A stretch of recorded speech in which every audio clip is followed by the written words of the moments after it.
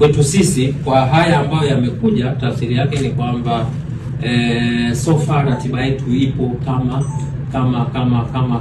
ilivyopangwa. Na kwa sababu gani?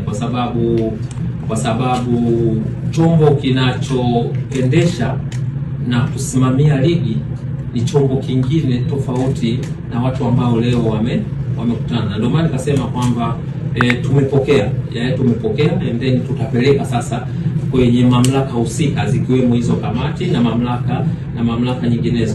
Kwa hiyo ukiniuliza mimi kama mtendaji mkuu, nitakwambia status quo ina prevail, kwa maana kwamba ratiba yetu tulisema kwamba mechi namba 184 itachezwa tarehe 15 mwezi wa 6 saa 11 kama sikosei. Kwa unaweza ukaona kwamba kwa kikao hichi tulichofanya akikuwa kikao cha kwenda kufanya maamuzi moja kwa moja, na ndio maana katangulia kusema kwamba sisi tuna wajibu wa kupokea na kuwasilisha kwenye kamati husika, kwenye mamlaka husika kila kipengele ili waweze kukifanyia kazi.